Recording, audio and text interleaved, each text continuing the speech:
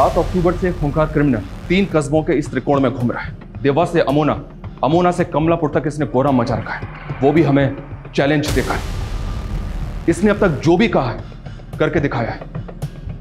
7 अगस्त को इसने पहली बार जो किया, किसी को अंदाजा नहीं था कि देवास का चलता फिरता बाजार इसकी दहशत से तितर बितर हो जाएगा।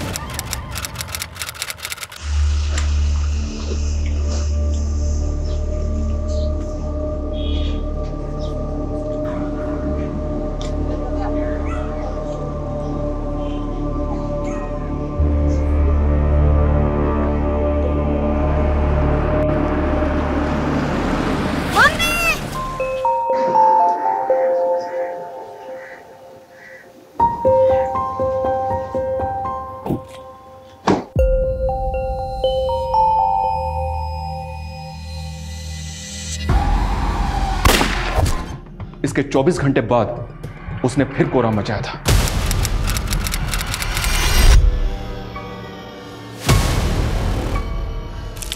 और अमोना की एक बीमार बुजुर्ग औरत, इन दोनों की हत्या के बाद उसने फिर एक और विक्टिम को टारगेट किया। 3 मर्डर्स, तीनों की उम्र अलग अलग, तीनों की क्लास अलग अलग, और तीनों ही विक्टिम एक दूसरे को नहीं जानते। सर ये कोई सीरियल किलर? नहीं, ये कोई सीरियल किलर नहीं है। इस सब के पीछे इसका कोई ना कोई मोटिव जरूर है, और इसका सबसे बड़ा मोटिव है मुझे चैलेंज देना। ये हर हत्या के बाद मुझे मेरे पर्सनल नंबर पे कॉल करता है।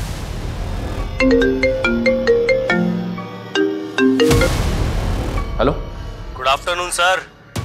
मैं फिर से देवास आ रहा हूँ एक और मर्डर करने। हेलो हेलो,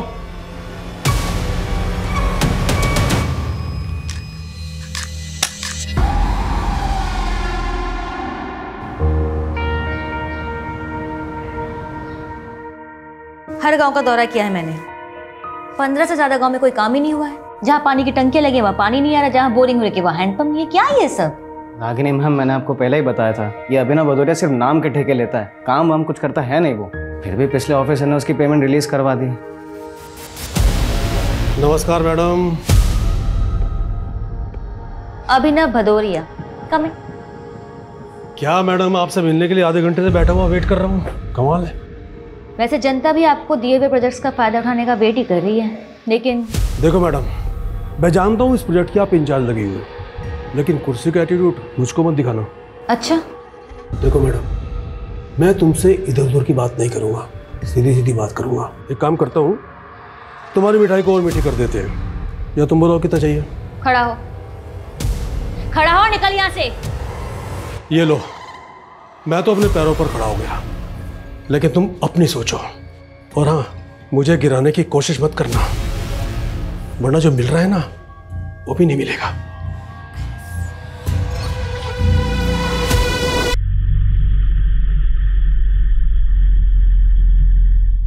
लीजिए भैया।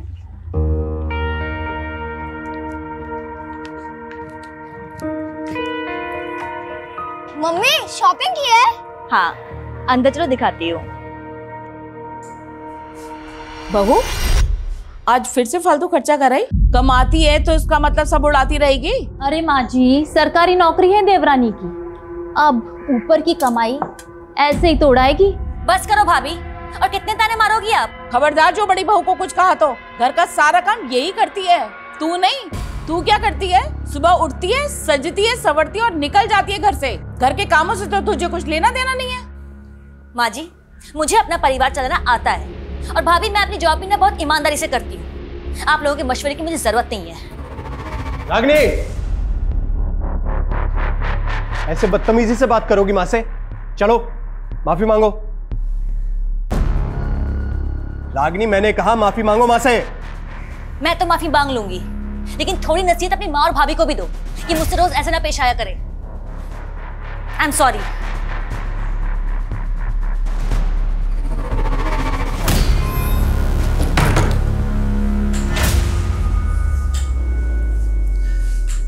रागिनी, मैंने तुम्हें बोला है ना, इनकी बातें एक कान से सुन के दूसरे कान से निकाल दिया करो।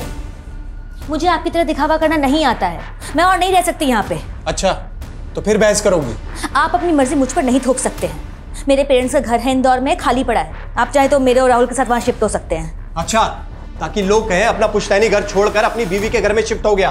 आपको अपनी ईगो प्यारी है तो मुझे भी अपनी सेल्फ रेस्पेक्ट की परवाह है। मुझसे बर्दाश्त नहीं होती रोज रोज के चिक चिक। मैं तो तुमसे तरीके से बात कर रहा हूँ, तुम तेवर दिखा रही हो। तेवर मैं दिखा रही हूँ, तेवर आप दिखा रहे हो। Mummy juice.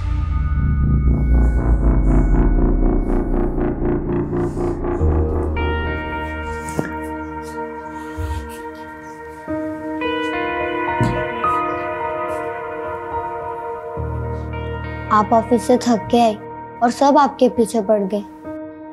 मम्मी एक काम करो, आप ना मुझे चाय बनाना सिखा दो, तो कल से मैं आपको जूस के बजाय चाय बना कर दूंगा।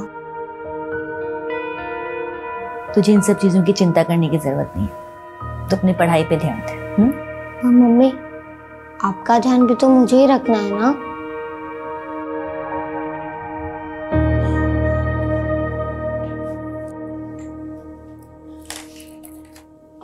बहू पहले इस मैडम को खाना लगा दो।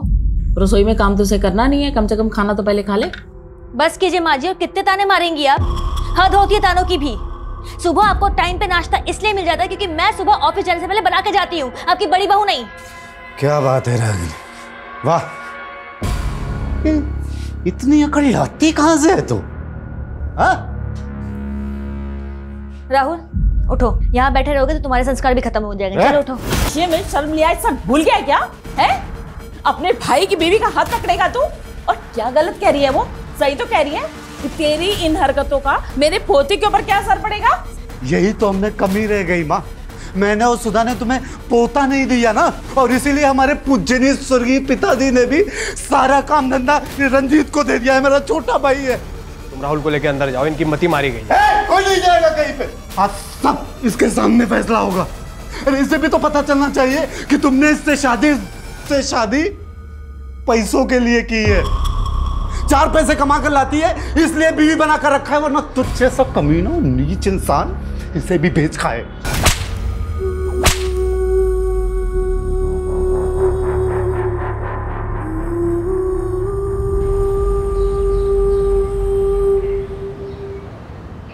Happy birthday to you. Happy birthday, dear sir.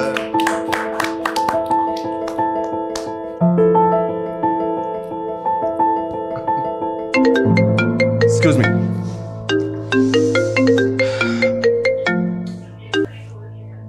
Hello, कौन?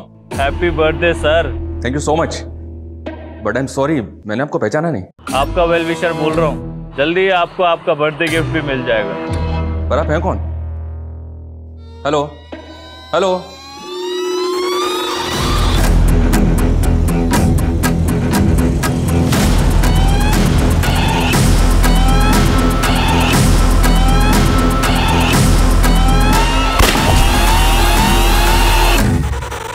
सर अपने के साथ क्या प्लान है sir?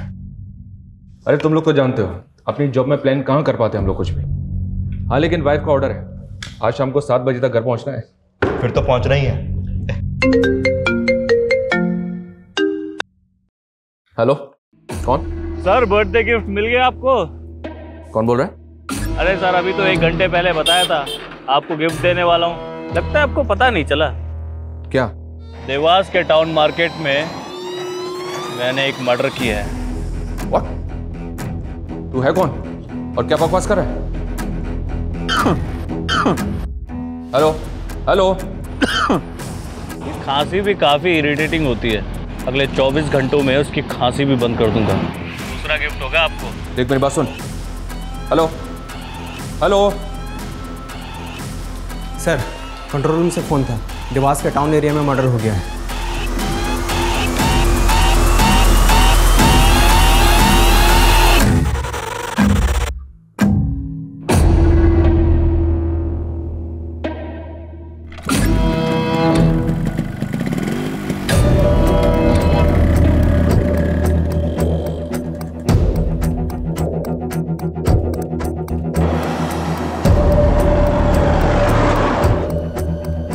number you are trying to call is out of coverage area. Phone बंद कर लिया उसने अपना। सर आखिर कौन होगा वो जो मर्डर करके आपको कॉल कर रहा है?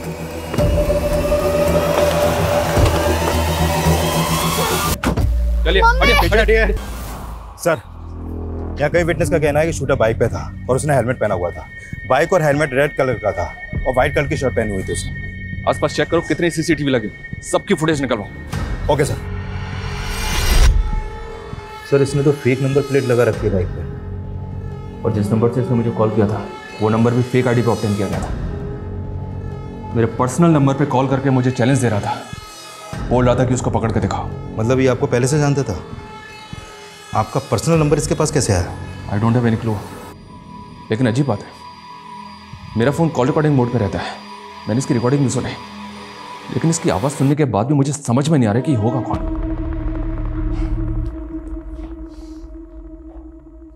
खांसी भी काफ़ी इरिटेटिंग होती है, अगले 24 घंटों में उसकी खांसी भी बंद कर दूंगा।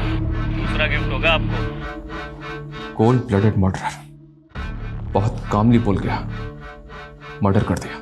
सर रागिनी एक गवर्नमेंट एम्प्लॉय थी, हमें रागिनी के प्रोफेशनल और पर्सनल दोनों एंगल को इन्वेस्टिगेट करना होगा सर। लेकिन इस किलर को भी ट्रेस करना, हमें धमकी दे रहा था कि 24 घंटे के अंदर एक और तोहफा देगा मैं।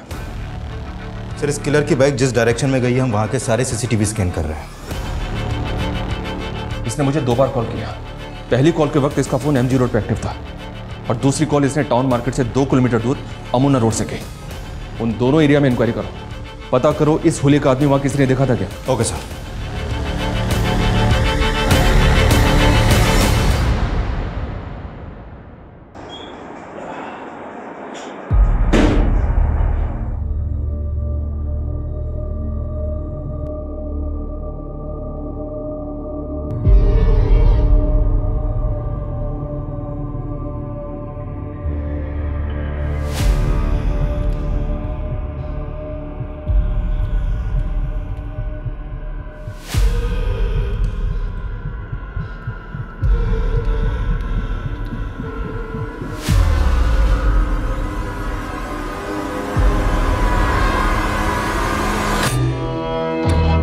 कौन था वो?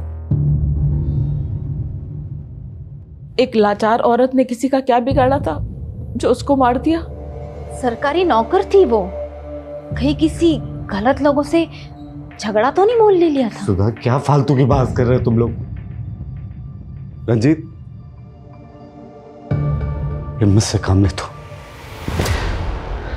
हाँ आपको बहुत पड़ी है मेरी, रागनी की भी यहाँ किसी को नहीं पड़ी थी, सब उसके दुश्मन हैं। मेरे बच्चे से उसकी माँ छीन ली। रागिनी का मर्डर कल दिन में हुआ था, उस वक्त तो उन्हें ऑफिस में होना चाहिए था। सर यही बात तो मुझे भी अजीब लग रही है। वो कभी छुट्टी नहीं लेती थी, लेकिन अचानक से उनको एक फ़ोन आया और वो हाफ डे लेकर चली गई। हेलो रंजीत, मैं बिजी हूँ, बाद में बात करती हूँ। नो मैं हाफ डे नहीं ले सकती हूँ। तुम्हें क्या लगता है किसने मारा होगा उसे? किसी पर शक तुम्हें? गारंटी के साथ तो नहीं कह सकता, लेकिन कॉन्ट्रैक्टर अभिनव भदौरिया है ना, उस पर इंक्वायरी बिठाई थी मैम ने। सर वो आदमी जितना घपलेबाज है ना, उससे ज़्यादा टेढ़ा है। देख सुन मेरी बात, रागनी ने जो रिपोर्ट मेरे खिलाफ बनाई है उसको गायब करके जला दे। वो रिपोर्ट डीएम तक नहीं पहुंच चाहिए, समझा? हाँ 1 मिनट रुक, मेरा एक फोन आ रहा है, मैं बाद में बात करता हूँ। हेलो अभिनव भदौरिया? हाँ बोल रहा हूँ। निशांत कौशिक, देवास थाने आ जाओ, कुछ इंक्वायरी करनी है तुम्हारे साथ। कैसी इंक्वायरी? DOCP रागिनी सोनकर के मर्डर के सिलसिले में। इंस्पेक्टर मैं इस समय रजोड़ा में हूँ, देवास आते आते शाम हो जाएगी। कोई बात नहीं, शाम को 7 बजे तक आ जाओ, वेट कर रहा हूँ तुम्हारा। ओके।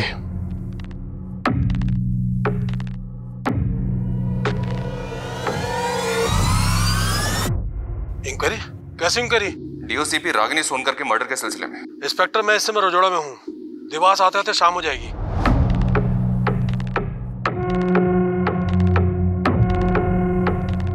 अरे सर अभी तो 1 घंटे पहले बताया था इंस्पेक्टर मैं गिफ्ट देने वाला हूँ, लगता है आपको पता नहीं चला। नहीं सर, अभिनव भदौरिया की आवाज़ उस कॉलर से मैच नहीं हो रही। हाँ लेकिन इसका स्ट्रांग मोटिव है रागिनी को मरवाने का, और यह भी तो हो सकता है कि वो कॉलर इसी के इशारे पे काम कर रहा हो। उस कॉलर के बारे में कोई लीड? सर देवास मार्केट के आगे के 2-3 सीसीटीवी में वो कैप्चर तो हुआ है, लेकिन फुटेज से कुछ खास पता नहीं चल पा रहा। और हम उन दोनों जगहों पर भी पूछताछ कर रहे हैं जहाँ से उसने आपको कॉल किया था, लेकिन वहाँ से भी अभी तक कोई क्लू नहीं मिला है सर। और सर हमने अपना खबरी नेटवर्क की सर, रागिनी की प्रिलिमिनरी पोस्टमार्टम और ballistic report sir. 9mm pistol से फायर किया गया था सर। फैमिली को बॉडी दे दी।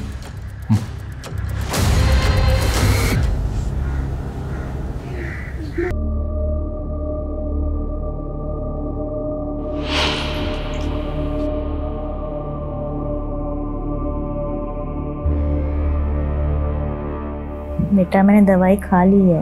मम्मा जब मुझे फीवर होता है तब आप मुझे दवाई खिलाते हो, पट्टी लगाते हो, तो मैं कैसे फटाफट ठीक हो जाता हूँ। वैसे आप भी अभी जल्दी ठीक हो जाओगी।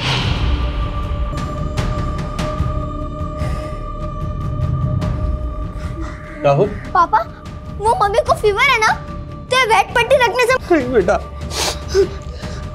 वो अभिषा के लिए सो गई है।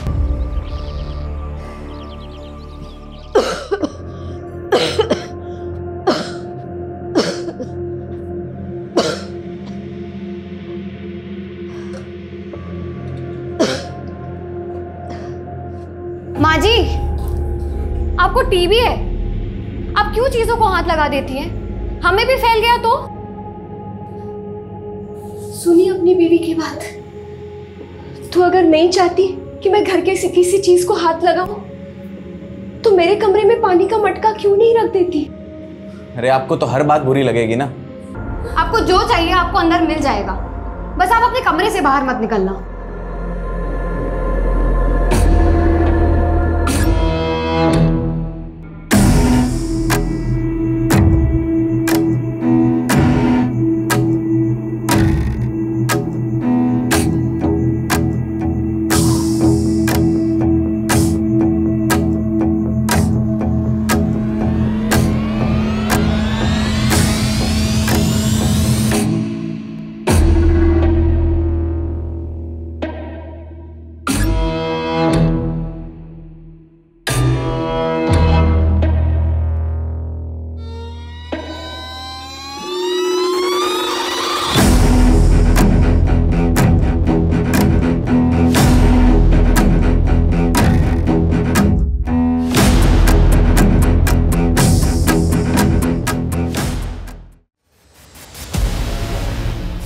इंस्पेक्टर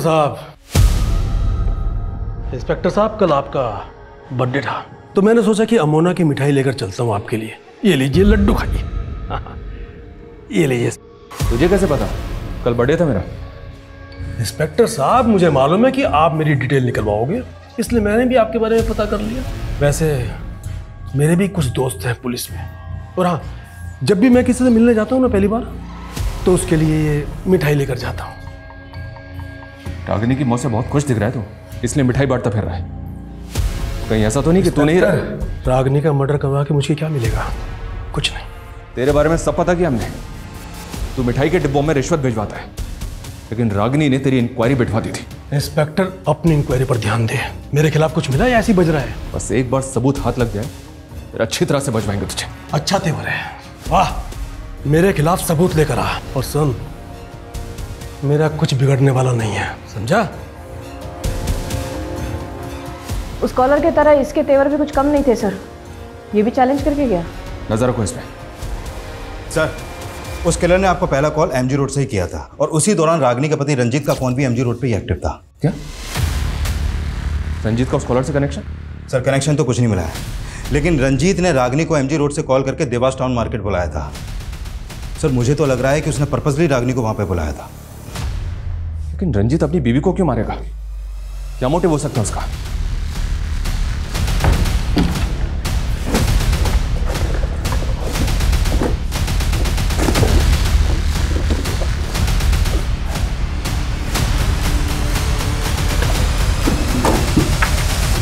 रागिनी, जब से तुम्हारे माँ बाप गुजरे हैं तब से तुम्हारा घर बंद ही तो पड़ा है। फालतू में किसी ने कब्जा वब्जा कर लिया तो पछताओगी। अरे अच्छा खासा बाहर मिला है, बेच बाच के खत्म करो ना। मैंने कितनी बार कहा है आपको कि मुझे वो घर नहीं बेचना है, मेरे पेरेंट्स की आखिरी निशानी है वो, और आप क्यों उस घर को बिकवाने पे तुले हुए हो? हाँ, जब देखो तब घर बेचना है, घर बेचना है, घर बेचना है। आज के बाद इस टॉपिक पे कोई बात नहीं होगी। नहीं क्या चल रहा है आपके मन में? जो मन में चल रहा था ना वो बता दिया।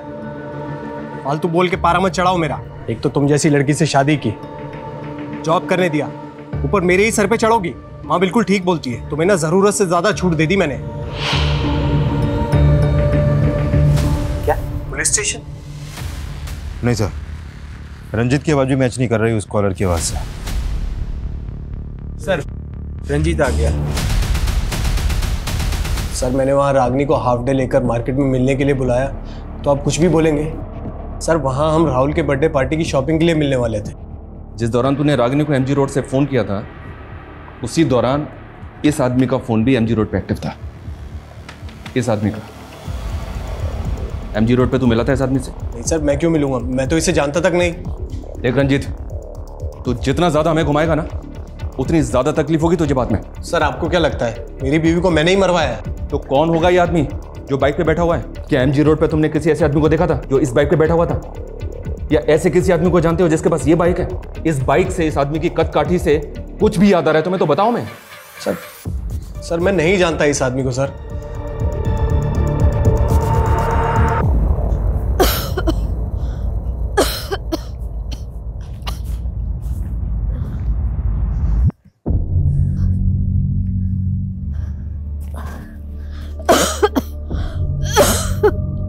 हे भगवान,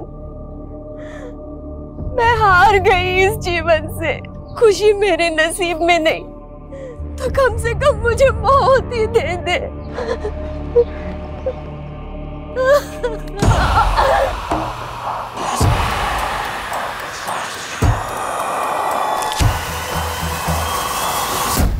भले ही रंजीत की आवाज उस कॉलर से नहीं मिलती, लेकिन इत्तेफाक नहीं हो सकता कि जिस एरिया से उस कॉलर ने मुझे पहला कॉल किया था, उसी एरिया में रंजीत भी था।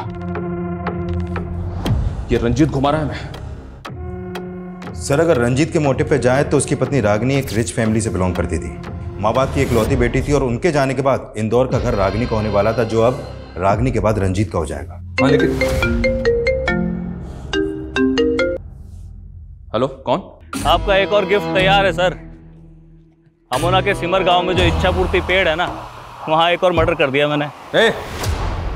देख तू जो भी है, तू बचेगा नहीं मुझसे। अरे चिल्लाओ मत सर, एक तो आप सिर्फ चिल्ला सकते हो, मुझे पकड़ नहीं सकते। तरस आता है मुझे आपकी लाचारी पे।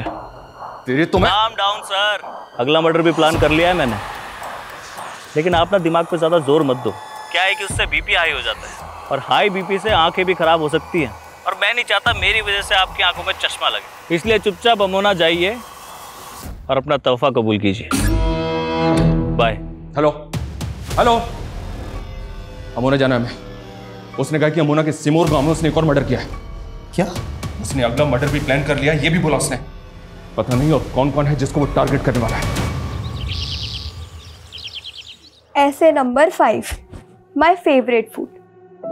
आई am very foodie. I love to eat. My mother cooks very dishes for me, but my favourite is chole bhature. अरे छोले भटूरे तो हिंदी में होता है, अंग्रेजी में हिंदी क्यों घुसा रही है? माँ, छोले भटूरे को अंग्रेजी में भी छोले भटूरे ही बोलते हैं। अच्छा।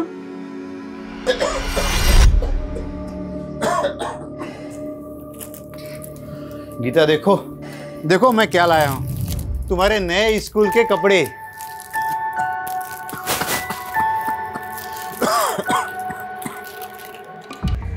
उसने पहला मर्डर किया एक बिजी मार्केट में, और दूसरा मर्डर किया इस सुनसान जगह पे। यस सर, पहले विक्टिम को शूट किया गया और इसका गला चाकू से स्लिट किया गया। दोनों का कातिल एक है, तो पॉसिबल है कि रागनी और मंजू ये दोनों एक दूसरे को जानते हो। नहीं सर, हम किसी रागनी को नहीं जानते, और माँ ने भी कभी किसी रागनी का जिक्र नहीं किया। इस आदमी को गौर से देखें, हमें शक है कि इसी ने आपकी मदर को मारा है। इसका चेहरा तो नहीं दिख रहा है, लेकिन क्या आप किसी ऐसे आदमी को जानते हैं जो ऐसी बाइक चलाता हो, जो इसी कद का ठिका हो? नहीं सर, कुछ समझ नहीं आ रहा है इसमें। किसी पे शक, कोई दुश्मनी वगैरह कुछ भी? सर माँ की किसी से क्यों ही दुश्मनी होगी, वो तो एक बीमार औरत थी, इसीलिए हम उन्हें कहीं जाने भी नहीं देते थे। बस कभी कभी अपना मन बहलाने के लिए और माथा टेकने के लिए वो यहाँ आ जाती थी। ये अचानक क्या हो गया मोहन भाई साहब को? डॉक्टर बोल रहे हैं सीमेंट फैक्ट्री में काम करने की वजह से उन्हें बहुत बड़ी बीमारी हो गई। इलाज के लिए 5 लाख रुपए मांग रहे हैं अस्पताल वाले। तो सीमेंट के फैक्ट्री के मालिक से बोलो कि वो कोई मदद करे। बोला था, उसने तो 30,000 रुपए हाथ में पकड़ा दिए और अब तो कुछ सुनने को तैयार ही नहीं है। अब तुम ही मदद करो ना मेरी। अभी मेरी कहाँ औकात है लाखों तक। अब मैं यहाँ वहां से जुगाड़ करके 20-25 हजार की मदद कर सकता हूँ। सर, अब इस बार उसने वो कॉल अमोना के समूर गांव से ही किया था। देवास से अमोना तकरीबन 7 किलोमीटर ही दूर है, मतलब वो आसपास के ही किसी एरिया का होगा। हो सकता है, और हो सकता है कि इस बार भी वो फेक नंबर प्लेट वाली बाइक या फिर कोई दूसरा व्हीकल आया। सर, हम अमोना से देवास के बीच में जितने भी सिग्नल्स हैं वहाँ के सारे सीसीटीवी चेक कर रहे हैं। हाँ, लेकिन हमें ये कैसे समझ में आएगा कि उस किलर का अगला टारगेट कौन होगा, कौन से एरिया का होगा? उसने दोनों दफा औरतों को ही टारगेट किया है, एक तरफ रागिनी और दूसरी तरफ टीबी की पेशेंट, वो बुजुर्ग औरत। वो ऐसे ही लोगों को क्यों मार रहा है? क्या मोटिव है उसका? और सर, इधर मंजू और रागिनी का भी कोई कनेक्शन नहीं मिला अभी तक। रागिनी की फैमिली ने भी मंजू को आइडेंटिफाई नहीं किया। सर, कहीं ये कोई सीरियल किलर? नहीं विकास, ये सीरियल किलर तो बिल्कुल भी नहीं है। ये फोन करके मुझे चैलेंज दे रहा है। कोई तो मोटिव है इसका। सर, अभिनव भदौरिया का मंजू से कोई कनेक्शन नहीं निकला सर। ये कॉल डेटा रिकॉर्ड से किया, अभिनव की है। एक नंबर बार बार रिफ्लेक्ट कर रहा है सर। रागिनी के जेठ अर्जुन का नंबर है। काफी सारी बातें होती हैं इनके बीच।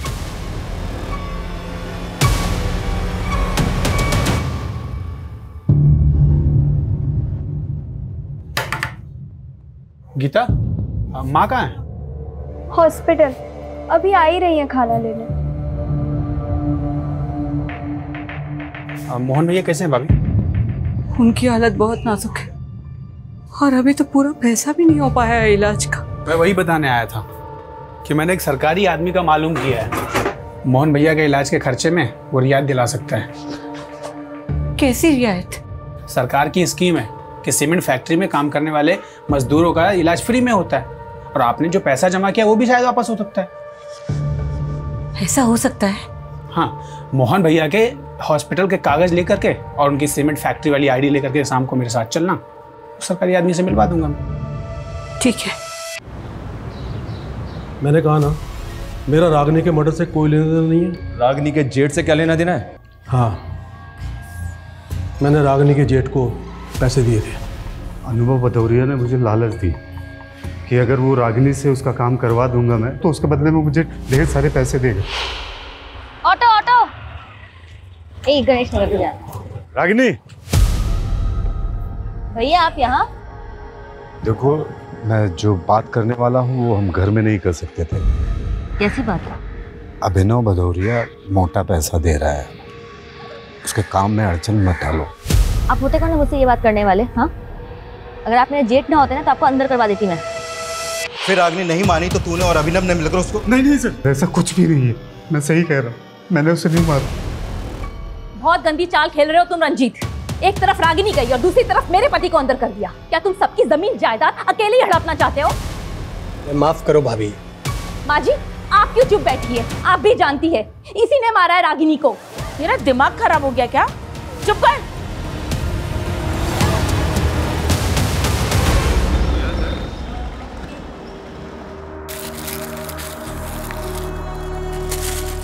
भाभी, मैंने साहब को सब कुछ बता दिया है, आप जाकर मिल लो। चल। गीता, तुम यहीं रुको, बैठो। तू यहीं रुक, मैं अभी आई।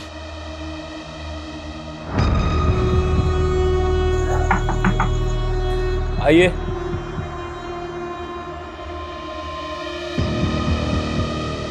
साहब, ये मेरे पति के इलाज के पेपर और सीमेंट फैक्ट्री का आईडी कार्ड है। कि ठीक है, हाँ ठीक है, हो जाएगा। अंकल, माँ को कितनी देर लगेगी? आप बैठो बेटा, आ जाएगी माँ भी, बस थोड़ी देर में, बैठो।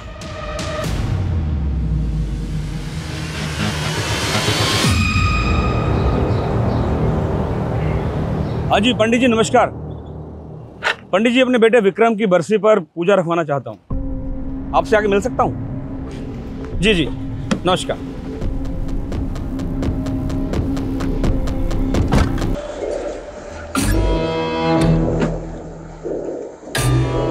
सर, अर्जुन की इलेक्ट्रॉनिक वॉइस भी उस कॉलर की आवाज से मैच नहीं कर रही है। अभिनव, अर्जुन और रंजीत, ये तीनों सस्पेक्ट हैं और इन तीनों का उस कॉलर से कोई कनेक्शन नहीं मिल पा रहा है। मंजू जी का भी कोई खास कनेक्शन नहीं मिल रहा सर। उनके पड़ोसियों ने बताया कि बेटे और बहू का मंजू जी की तरफ कोई खास बर्ताव नहीं था सर। वो अक्सर बीमार रहती थी और ये लोग उसकी बीमारी से परेशान थे। हाँ, लेकिन ऐसा भी तो नहीं लग रहा है कि कुछ सुपारी किलर होगा। इसका कोई ना कोई मकसद जरूर है।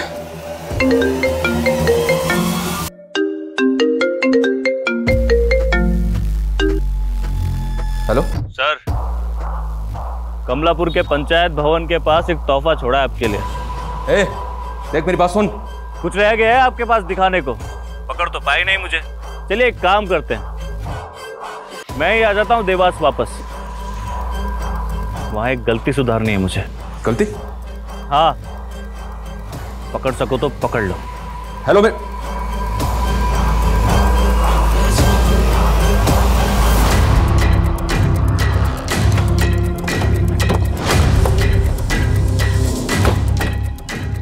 आसपास सर्च करो। फिर यहाँ पे मर्डर हुआ है, लग नहीं रहा मुझे। विकास, पंचायत भवन में बात करो, पता करो क्या उन्होंने किसी ऐसे लड़कों को देखा है जिसका हुलिया उस कॉलर के हुलिये से मैच करता है। सर गो फास्ट।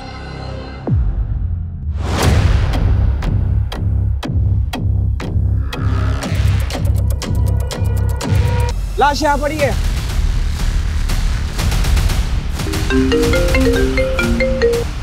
हाँ बोलो। सर, इस बार उसका फोन देवास के एसएम रोड पर एक्टिव था सर। वो बोल रहा था कि देवास वापस आ रहे हैं, जबकि ऑलरेडी देवास में था। और एक बात सर, ये रंजीत भी गायब है सर। इसका फोन भी बंद आ रहा है। मुझे शुरू से ही लग रहा है उस कॉलर का रंजीत से कोई कनेक्शन है। इस रंजीत के बारे में सब कुछ पता करो। Okay sir. सर, विक्टिम का नाम कन्हैया सिंह है, कमलापुर का सरपंच था ये।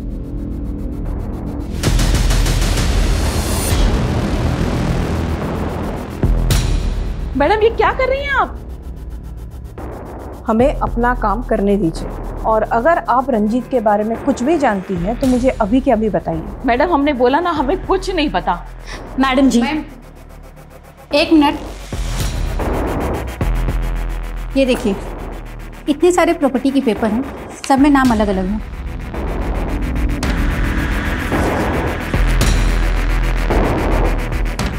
ये रंजीत ज्वेलर है ना? जी। तो इतने सारे लोगों के प्रॉपर्टी के पेपर्स इसके कमरे में क्या कर रहे हैं? मैडम, हमारा ये पुश्तैनी काम है। लोगों के गहने और उनकी प्रॉपर्टी गिरवी रख के हम उन्हें ब्याज में पैसा देते हैं। ये रागिनी के पेरेंट्स के प्रॉपर्टी के पेपर्स, रंजीत के पास ये भी गिरवी पड़े थे? नहीं, ऐसा कुछ नहीं है। सब झूठ बोल रही है माँ जी रंजीत के बारे में। उसी ने मरवाया है रागिनी को और मेरे पति को फंसा दिया।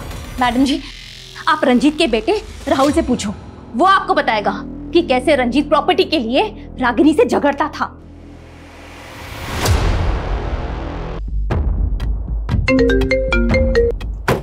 हेलो, कौन? सर, मैंने देवास के एसएम रोड में अपना काम खत्म कर लिया है। आप आए नहीं पकड़ने?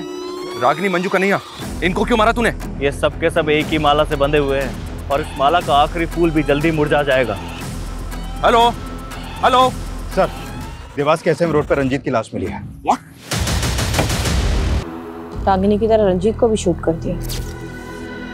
तो कुछ समझ में नहीं आ रहा कि वो कौन सा गेम खेल रहा है। उसने बोला था दोबारा देवास आ रहा है गलती सुधारने, और रंजीत का मर्डर। इसका क्या मतलब कि वो पहले ही रंजीत को मारना चाहता था लेकिन गलती से गोली रागिनी को लग गई? उसने हर हत्या के बाद मुझे कॉल करके कुछ ना कुछ ऐसा बोला है जो इसके अगले टारगेट से कनेक्टेड था। एक मिनट,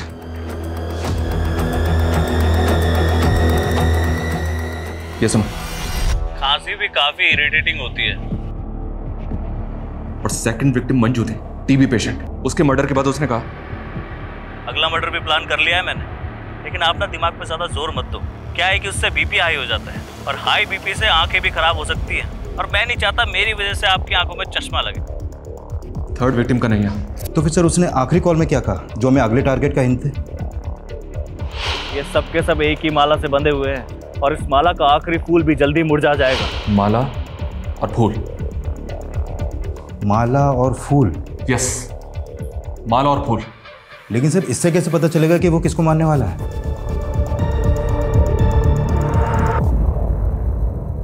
माँ, हाँ, मैंने भगवान से प्रे किया, पापा जल्दी ठीक हो जाएंगे। हाँ। हेलो, हाँ डॉक्टर साहब, मैं खाना लेके आ ही रही हूँ अस्पताल। क्या? अरे क्या हुआ माँ? पापा ठीक है ना?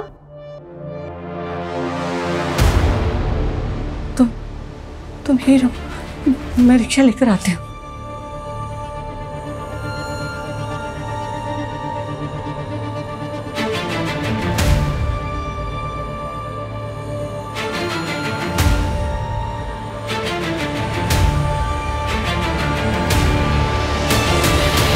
सर, किलर ने अभी तक हमें 5 बार कॉल किया और हर बार अलग अलग फेक आईडी का सिम यूज़ किया। लेकिन सर उसने जहाँ से भी कॉल किया वहाँ पे कोई सीसीटीवी है ही नहीं, कोई क्लू नहीं मिल रहा उसको लोकेट करने के लिए। सर हमें तो ये भी नहीं मालूम कि वो अगला कॉल कहाँ से और किस नंबर से करेगा।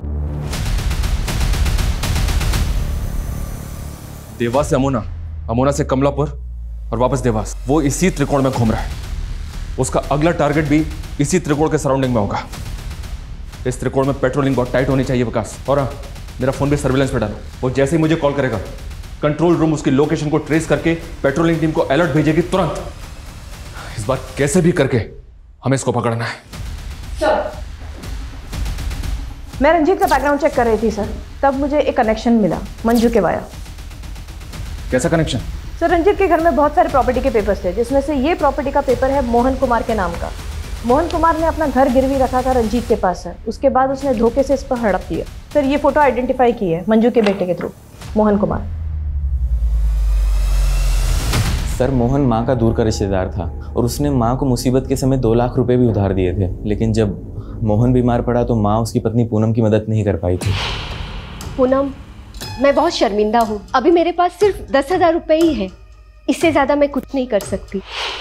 फिर मालूम चला कि मोहन की डेथ हो गई है और उनका घर जो साहूकार के पास गिरवी था, वो साहूकार ने हड़प लिया और उसकी पत्नी और उसकी बेटी को घर से निकाल दिया। दोनों बेघर हो गए थे सर। तो मोहन की बीवी और बेटी आजकल कहाँ है? सर, सुनने में आया था कि पूनम ने अपनी बेटी को किसी अनाथ आश्रम में डाल दिया था और उसके बाद वो वहाँ से कहीं चली गई थी। पता नहीं कहाँ होगी बेचारी।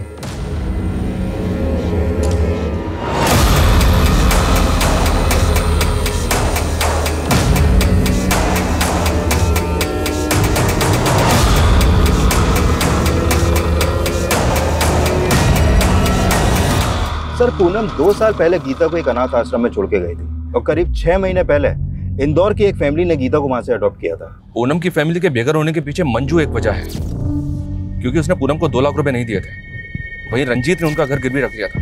लेकिन कन्हैया का इस फैमिली से क्या कनेक्शन होगा? सर, कन्हैया का तो कोई कनेक्शन नहीं मिला है, लेकिन हाँ, किलर का पूनम की फैमिली से कोई ना कोई कनेक्शन जरूर हो सकता है।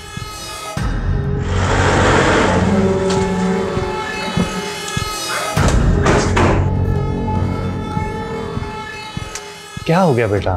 हाँ, कहीं घूमने जाना है तो मैं देखता हूँ। जी कहिए। आपसे कुछ बात करनी है।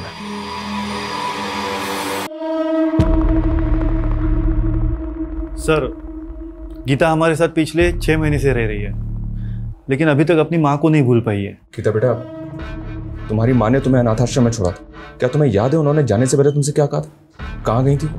सर, जब से वो आदमी यहाँ आके गया है ना, तब से ही कुछ ज्यादा ही सदमे में रहने लग गई है। कौन आदमी? गीता, क्यों मैं? कौन हो तुम?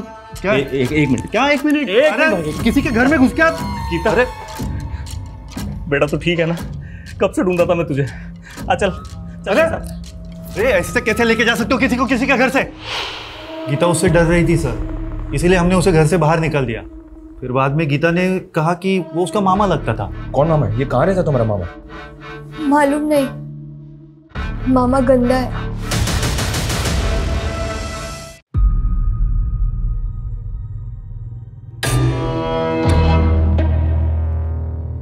सर, इसकी कद काठी और बाइक तो उसी किलर से मैच हो रहा है। दिक्कत वैसी लग रहा है, शायद मैं इससे पहले भी मिला हूं। ये वही किलर है और इसका अगला टारगेट माला और फूल से कनेक्टेड है। माला और फूल? गीता बेटा, क्या तुम किसी ऐसे आदमी को जानती हो जो माला और फूल से कनेक्टेड है? माला वाले अंकल मेरे पापा के दोस्त थे। कौन माला वाले अंकल?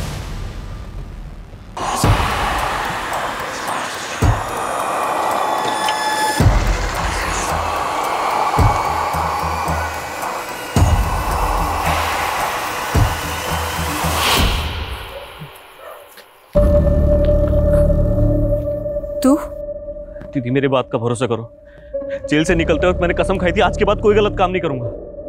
तूने हमेशा हमें बदनामी ही दी है। तेरी वजह से बाबा का सर झुक गया, उन्होंने आत्महत्या कर ली और मैंने उसी समय से सोच लिया था कि तुझसे अभी कोई रिश्ता नहीं रखना मुझे।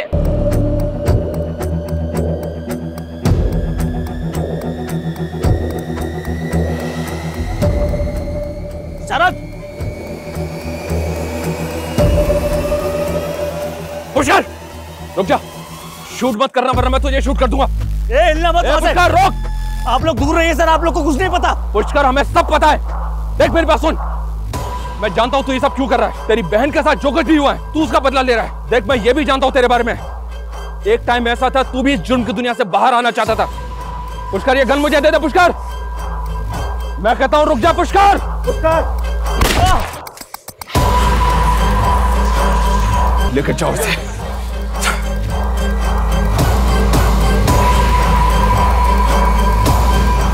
पुष्कर सिंह बहुत तरक्की कर ली तूने, ड्रग पेडलर से मर्डरर। सर पिछली बार जब आपने मुझे जेल में डाला था ना, मैंने कसम खाई थी आज के बाद कोई गलत काम नहीं करूंगा। पर जेल से बाहर निकलने के बाद मैं क्या देखता हूं, मेरी बहन के साथ इतनी नाइंसाफी। मेरे जीजा बीमार क्या हुए, उस बुढ़िया मंजू ने घर से 2 लाख रुपए मार लिया। उसके बाद उस रंजीत ने मेरे जीजू के मरने के बाद घर हड़प लिया। और शरद ने मेरी बहन की मजबूरी का फायदा उठाया उस कन्हैया के साथ। उससे भी जब उसका जी नहीं भरा तो उसने मेरी बहन को कहीं बेच दिया।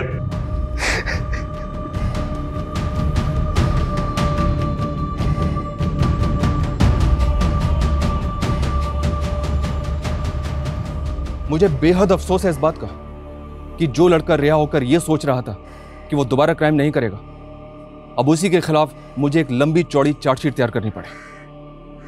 पुष्कर का वो बयान भी सही निकला कि उसकी बहन पूनम शरद के द्वारा एक ह्यूमन ट्रैफिकिंग गैंग को बेची गई थी।